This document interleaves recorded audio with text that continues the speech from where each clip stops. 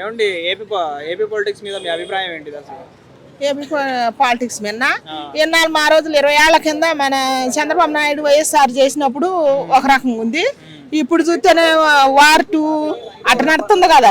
నేను వచ్చినప్పుడు నీ ప్రతాపం ఎందుకు చూపిస్తా, నువ్వు వచ్చినప్పుడు నా ప్రతాపం చూపి అన్నట్టు అదే నడుతుంది ఇప్పుడు. అలాగే ఇంకోటి ఏంటంటే ఇప్పుడు టీడీపీ రెడ్ బుక్ రాజ్యాంగం నడుస్తుంది. ఇప్పుడు నెక్స్ట్ మేము వచ్చిన తర్వాత డిజిటల్ రాజ్యాంగం నడుస్తుంది అన్నట్టుగా జగన్మోహన్ రెడ్డి గారు డిజిటల్ ఒకటి పెట్టారు, డిజిటల్ బుక్ అనేసి. దాని మీద మీ అభిప్రాయం ఏంటి అసలు? వాళ్ళు పెట్టానుగా నేను కూడా పెట్టకపోతే నేను మాత్రం తక్కువ తినా, నేను కూడా పెడతానని చెప్తుండేనా. ఇది కాదు రాజకీయం అంటే. అప్పుడు రాజశేఖర రెడ్డి గారు వాళ్ళు ఎట్ట చేసిండ్రో అట్ట చేస్తే బాగుంటుంది, కానీ ఇప్పుడు చేసి ప్రజలను రెచ్చగొట్టడమే కానీ ఏముండదు ఆడ.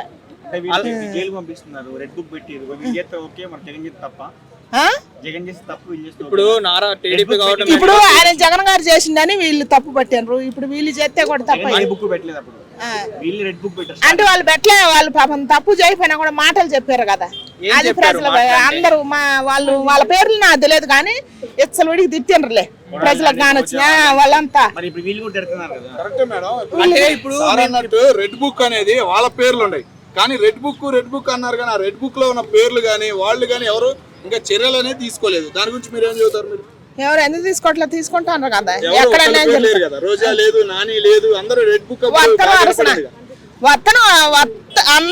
వస్తారు కానీ మన ప్రజలు గ్రహించాలన్నమాట. అందరూ నాయకులు అంతా ఒకటవుతారు. ఈ మధ్యలో తన్నుకునే చిన్న చిన్న వాళ్ళు ఉంటారు కదా, వీళ్ళు ఆగమైపోతారు. వీళ్ళు తెలుసుకోవాలి ఫస్ట్ నాయకులంతా ఒకటే, నా పార్టీ గెలవాలి అని చెప్పి తన్నుకుంటారు, కుటుంబాలు నాశనం చేసుకొని.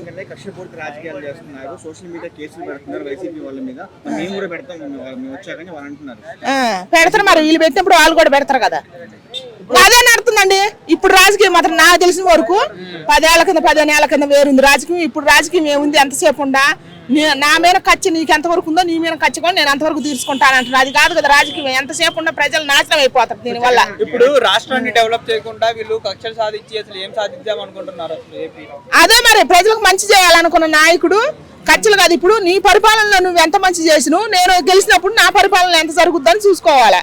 అది చూసుకోవాలి కానీ ప్రజలను రెచ్చగొడితే దానివల్ల ప్రజలు యువతూ నాశనం అయిపోతారు కొట్టుకొని. మధ్యలో వాళ్ళు కొట్టుకొని నాశనం అయిపోతారు. వీళ్ళు బాగానే ఉంటారు నాయకులు. అది తెలుసుకోవాలి మందల ప్రజలు, అది తెలుసుకోవాలి. నా పార్టీ గెలవాలి, నీ పార్టీ గెలవాలి, సంకలు ఎగరేసుకొని పోయి కుటుంబాలు నాశనం చేసుకోవటం కాదు పార్టీల వల్ల.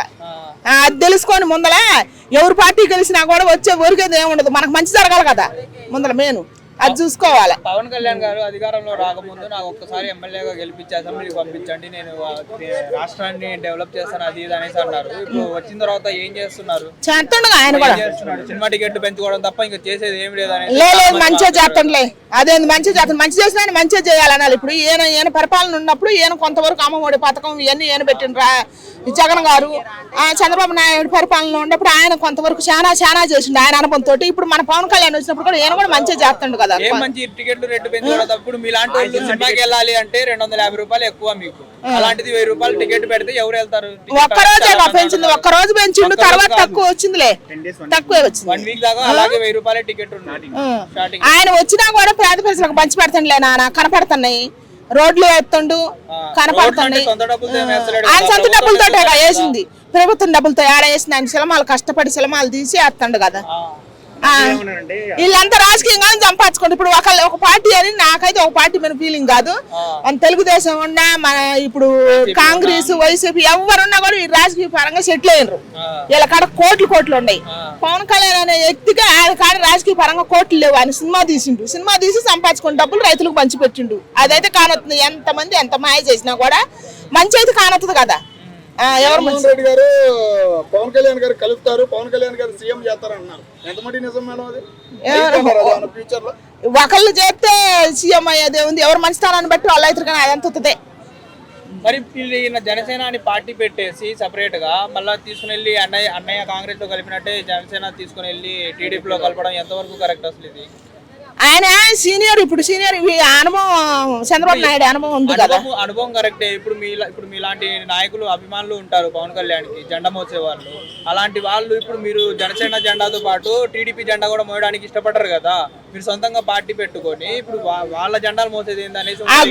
నువ్వు జెండా అన్నావు, జెండా కాదు ఎవరు మంచి చేస్తే వాళ్ళ కళ్యాణ్ మాట్లాడేది. ఒకళ్ళు జెండా మోయటం ఒక పార్టీ అని కాదు. మంచి చేస్తే మంచి కళ్ళే మాట్లాడతాను నేను, ఎవరు మంచి చేసినా సరే. మరి మనకు రాజశేఖర రెడ్డి అన్న ఉన్నప్పుడు, ఆయన ఉన్నప్పుడు మంచి చేసిన ఊరికి ఇల్లులు వచ్చినాయి. ఇప్పుడు ఈ పార్టీ ఇప్పుడు పెట్టిన పార్టీలలో ఏడొస్తున్నాయి, ఊరికి అసలు ఇల్లు రావట్లేదు. ఇంద్రమ్మ ఇల్లు అని ఊరికి వచ్చినాయి, ఒక్క ఊరు కూడా రాకుండా లేవు. మరి ఇప్పుడు ఆయన నుంచి వస్తున్నాయి, ఇప్పుడు రావట్లేదు. మరి ఏ పార్టీ వచ్చినా ఇల్లు రాలేదేంటి? అంతమందికి ఇచ్చారు కదా, ఇచ్చారనేసి చెప్తున్నారు కదా. రాలేదు, కొన్ని వచ్చినా కూడా కొంతవరకే. ఊళ్ళల్లో పరిపాలన ఎట్టుంటంటే ఇప్పుడు పైన నాయకులు ఇచ్చినా కూడా ఊళ్ళల్లో ఎవరికి బలం ఎక్కువ ఉంటే వాళ్ళ వైపు ఇచ్చుకుంటారు.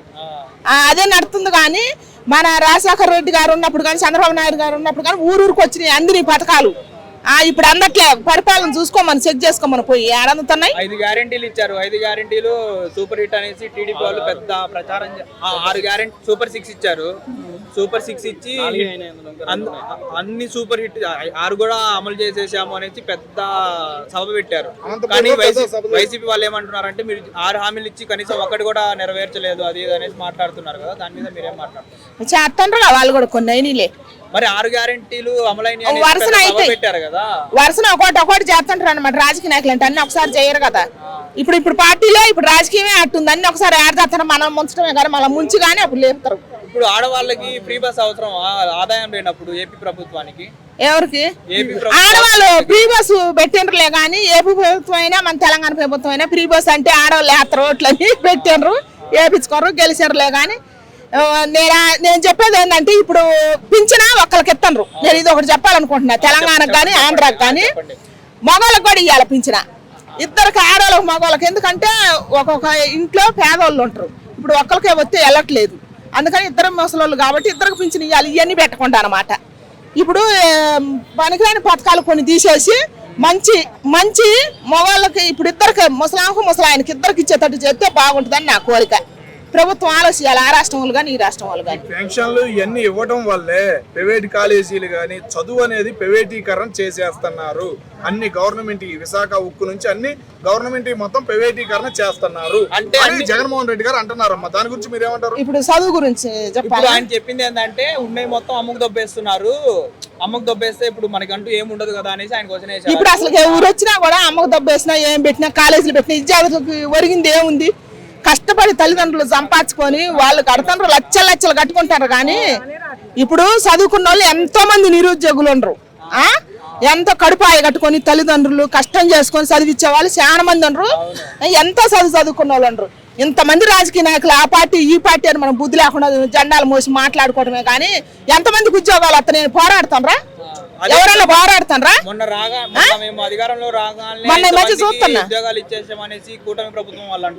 ఏ కూటమైనా సరే ఉన్న ప్రభుత్వమైనా ఊళ్ళి ప్రభుత్వమైనా విద్యార్థులకు అసలు ఎంతవరకు న్యాయమే జరగలేదు. అది కోరుకోవాలి. మనం కష్టపడి చదువుకుంటారు, తల్లిదండ్రులు కడుపాయలు కట్టుకొని ఫీజులు లక్షల ఫీజులు అయితే పెంచుకుంటారు. ఎవరు ఇష్టం వచ్చినట్టు వాళ్ళు ఫీజులు పెంచుకుంటారు. ఒక నెల కట్టపోయినా కూడా అంట ఫైన్లు అంట. దాని గురించి ఎవరన్నా మాట్లాడుతారా? ఎవరు మాట్లాడరు కదా. ఇప్పుడు ఉండి లేక ఒక నెల లేట్ అయిద్దండి, లేట్ అయితే తీసుకోవాలి కదా, తీసుకోరంట ఫైన్లు అంట. మళ్ళీ ఫైన్లు కూడా వేసి కట్టించుకుంటారంట. వాళ్ళని ఎత్తురు తాగుతుండ్రు. దాని గురించి ఎవరు మాట్లాడరు. ఈ రాష్ట్రంలో తెలంగాణ రాష్ట్రం కానీ ఏపీ రాష్ట్రంలో కానీ నిరుద్యోగులకు ఉద్యోగాలు ఇస్తారని చెప్పి ఏ నాయకుడు ఇచ్చిండు? పిల్లల భవిష్యత్తులో ఆగమైపోతున్నాయి. అది వద్దు మనకి, అవి అడగొద్దు అనమాట. మన పిల్లల గురించి మన భవిష్యత్తు గురించి మనం అడుక్కోవద్దు. వాళ్ళకి జాబులు రావద్దా? కష్టపడి చదువుకున్నారు కదా, వాళ్ళకి జాబులు రావాలి కదా. వాళ్ళకి జాబులు వస్తేనే కదా తల్లిదండ్రులు కానీ ఇంట్లో మన అక్క చెల్లెలకు కానీ పెళ్లిళ్ళు చేయటం కానీ ఇంట్లో పోషించుకోవటం కానీ ఆయనకు పిల్లనియాలన్నా కూడా ఇస్తారు కదా ఎవరో ఒకళ్ళు. పిల్లలు చదువుకున్న వాళ్ళు చాలా మంది ఉండరండి. జాబులు ఇవ్వాలి. నీ ప్రభుత్వం వచ్చింది నా ప్రభుత్వం వచ్చింది నిందించుకొని మీ అమ్మడు తిప్పుకొని మీ జెండాలు మోపించుకోవటం కాదు. చదువుకున్న పిల్లలకి జాబులు ఇవ్వాలి. నిజమైన నాయకులు, నిజమైన పార్టీ అంటే అదే. దీనికోసం అట్లాగే ఇప్పుడు గ్రామ పంచాయతీ ఎలక్షన్లు రాబోతున్నాయి తెలంగాణలో. యువత నిలబడే అవకాశాలు ఏమైనా ఉన్నాయి అంటారా? యువత ముందుకు వచ్చి రాజకీయాల్లోకి ఏమన్నా యువతను రాజకీయాల్లో పెడతా కానీ వాళ్ళు సర్వనాశనం అయిపోరు అనమాట. ఇప్పుడు జాబులు ఇచ్చి అలాగ పెట్టారు. ఇంకా మళ్ళీ రాజకీయాల్లో నిలబెట్టి యువత నిలబడితే రాజకీయం మారొచ్చు కదా. ఎవరు రానిరు? వీళ్ళున్నంతసేపు యువతని ఆడ నుంచి రానిస్తారు. ఇంకా వాళ్ళ జెండాలు మోపించుకోవడానికి రెచ్చగొట్టి నీ పార్టీ నా పార్టీ అని చెప్పి రెచ్చగొట్టి కుటుంబాలు నాశనం చేసి యువతను నాశనం చేసి చక్కాలు చింపుకొని మీరు చావండిరా, మేము ఏసీ రూమ్లో కూర్చొని మేము బాగానే ఉంటాం, మీకు మేము జాబులు ఇవ్వం, మీరు ఎంత చదువుకున్నా మీ ఇళ్లలో మీ తల్లిదండ్రులు నాశనం అయిపోయినా ఏం లేదు, మీ అక్కల చెల్లెలు నాశనం అయిపోయినా లేదు, మీకు ఒక్కొక్కరు 30 ఏళ్ళు 40 ఏళ్ళు వచ్చినా ఏం లేదు, మీకు పెళ్ళిళ్ళు కాకపోయినా ఏం లేదు, మీకు మేము జాబులు ఇవ్వం, మా జెండాలు అయితే మేము మోపించుకుంటాం, మాకు సేవ చేసుకోండి అదే చెప్తారు. కానీ బుద్ధి ఉంటే మన యువత కానీ చదువుకున్న వాళ్ళు కానీ మీ భవిష్యత్తు కోసం మీరు పోరాడండి. మీ పార్టీ మా పార్టీ అని జెండాలు మోసి వాళ్ళ కాడ దాచి దత్తం చేయొద్దు, మీరు బానిసలుగా చేయొద్దు. మేడం చదువుకుంది ఉద్యోగాల కోసమేనా, ఏదైనా వ్యాపారం కానీ బిజినెస్ గా కానీ ఒక రాజకీయ నాయకుడు కానీ యువతుడు అనేవాడు ఎదగకూడదు అంటారు మీరు? యువత అసలు ఫస్ట్ చదువు కష్టపడి చదివిండండి. ఆయనకు ఉద్యోగమే రానప్పుడు ఆయన రాజకీయ నాయకులు ఎదగనెత్తరా? ఎంతమంది ఉండేవాళ్ళు యువత? ఏదైనా బిజినెస్ పెట్టుకోవచ్చు కదా, దానికి చూపు ఎందుకు చూడడం లేదు? పెట్టుకోవాలంటే అవకాశం ఉండాలి కదా. యువతకు దయచేసి చదువుకున్న పిల్లలు చాలా మంది ఉండరండి. దయచేసి చదువుకున్న పిల్లలకి జాబులు ఇవ్వాలి. దీనికోసం మనం పోరాడదాం, ఎంతవరకైనా పోరాడదాం. చదువుకున్న పిల్లలు చాలా మంది భవిష్యత్తులో ఆగమైపోతున్నాయి, ఊరేసుకొని చచ్చిపోతారు. పెళ్లిళ్ళు కావట్లేదు, 30 ఏళ్ళు 40 ఏళ్ళు వచ్చినా కూడా పెళ్లిళ్ళు కావట్లేదు అంటే ఏంది కారణం? జాబ్ రాకపోవటం వల్లే. మా మాయదారి కంపెనీలో ఒకటి పెట్టారు, ఇది సాఫ్ట్వేర్ అని చెప్పి, అవి కూడా తీసేస్తానంట. మా పిల్లల భవిష్యత్తు గుడ్డు జాబులు. బాబు లేడు, గీబు లేడు, ఎవడొచ్చి ఎవడు ఉత్తరయట్లేదు. నిరుద్యోగులు ఏడుండాలి ఆనే ఉండరు. నా 20 ఏళ్ళ అనుభవంతో నేను చెబుతున్నా. పిల్లలు చదువుకున్న పిల్లలు గట్టి ఆడపిల్లలు మగపిల్లలు పోరాడతారు. దాని గురించి ఎవరు పోరాడరండి. ఇవాళ రేపు నిజం గురించి ఎవరు పోరాడతారు? మాయ గురించి పోరాడతారు. నీ పార్టీ నా పార్టీ అని చెప్పి దీని గురించే యువతను నాశనం చేస్తారు. వాళ్ళ భవిష్యత్తు గురించి అడగండి, చెబుతా. వాళ్ళ భవిష్యత్తు గురించి పోరాడండి. 1,00,000 మందికి మేము అధికారంలో వచ్చిన 6 నెలల్లోనే 1,00,000 మందికి ఉద్యోగాలు ఇచ్చామనేసి బాబు గారు అందరు కూటమి ప్రభుత్వం అందరూ మాట్లాడుతున్నారు కదా. అసలు ఎవరు లేదు ఇంతవరకు. ఇస్తే పిల్లలు ఎందుకు నేను చూస్తూనే ఉండగా సెల్లుల్లో, ఇన్స్టాగ్రామ్ లో, యూట్యూబ్ లో చూస్తున్న పిల్లలు ఎంతో మంది ఆగమైపోతారు, కొట్టుకుంటారు జాబుల కోసం అని. మొన్న కూడా నేను ఇక్కడ చూసిన జాబుల కోసం పిల్లలు వయసు ఆడపిల్లలు మగపిల్లలు కష్టపడి చదువుకున్న వాళ్ళకి జాబులు అయిపోతే మరి ఇంకా పారంబోకులు కాక లంగాలు కాక రేపులు చేయక దేశాల మీద పడి సైకోలు కాక ఏమవుతారండి? కష్టపడి చదువుకున్న వాళ్ళకి జాబులు ఇవ్వద్దా? రాజకీయ నాయకులు అయిన వాళ్ళు ఇవ్వాలా చదువుకున్న వాళ్ళకి? ఏదొస్తే ఏం ఉపయోగం ఉంది? ఆడేసిన గొంగలు ఆడే ఉంది. పిల్లలకు భవిష్యత్తు వాళ్ళకి కష్టపడి చదువుకున్న వాళ్ళకి జాబులు ఇవ్వాలా? ఎంతో మంది ఉన్నారు చదువుకున్న పిల్లలు. దాని గురించి మనం పోరాడాలి. ఎంతసేపు ఈయన గెలవాలి, ఆయన ఏం చేస్తాను, నేనేం చేస్తాను, తోటకూర ఇవన్నీ మనకెందుకు? చదువుకున్న మన పిల్లలకు గట్టి చదువుకున్న పిల్లలు ఉండరు కడపాయ కట్టుకుని. వాళ్ళ గురించి అడగరాదండి, వాళ్ళ గురించి పోరాడండి. 2 రాష్ట్రాల ప్రజలు కూడా మన పిల్లలు ఎంతో మంది ఉన్నారు చదువుకున్న వాళ్ళకి జాబులు రావాలని. ఏ పార్టీ వస్తే ఏం ఒరిగతే ఏముంది? మన పిల్లలకి జాబులు రానప్పుడు చెప్పు. అది మరి ఓకే మేడం. అట్లాగే ఇప్పుడు మీ నియోజకవర్గంలో బై ఎలక్షన్లు ఉన్నాయి, జూబ్లీస్ లో ఎవరు గెలిచే అవకాశాలు ఉన్నాయి అంటారు? ఎవరైనా గెలవని, ఎవడు గెలిస్తే మాత్రం ఒరిగేది ఏముందిలే కానా, పిల్లలకు మాత్రం జాబులు రావాలి. ఇదే నేను కోరుకునేది. హిట్ టీవీ యాప్, ఇందులో short news, live news, entertainment shows, movies, digital magazines తో పాటు మీ జిల్లా వార్తలను కూడా ఫ్రీగా చూడొచ్చు. ఇంకెందుకు ఆలస్యం? వెంటనే హిట్ టీవీ యాప్ ని డౌన్లోడ్ చేసుకుని ఫ్రీగా ఎంటర్టైన్మెంట్ పొందండి. Hit TV app. Hit TV app. Please download hit TV app. Hit TV app ని ఫ్రీగా డౌన్లోడ్ చేసుకుని ఎంజాయ్ చేయండి. మీకు నచ్చిన ఎంటర్టైన్మెంట్ కోసం హిట్ టీవీ యాప్ ని ఫ్రీగా డౌన్లోడ్ చేసుకుని ఎంజాయ్ చేయండి. హిట్ టీవీ యాప్ ని డౌన్లోడ్ చేసుకుని ఆస్వాదించండి, ఆశీర్వదించండి. ఇంతమంది సెలబ్రిటీలు హిట్ టీవీ యాప్ ని డౌన్లోడ్ చేసుకోండి అని చెప్తున్నారంటే ఎంత మంచి యాప్ ఆలోచించండి. అమెరికాలో చదవాలనుకునే వాళ్ళకి విశ్వసనీయమైన పేరు మన శౌర్య కన్సల్టెన్సీ. UK లో 1 year masters, UK లో 1 year masters, 2 years work permit up to 5 years visa. Contact Saurya Consultancy. Contact 89851 89851.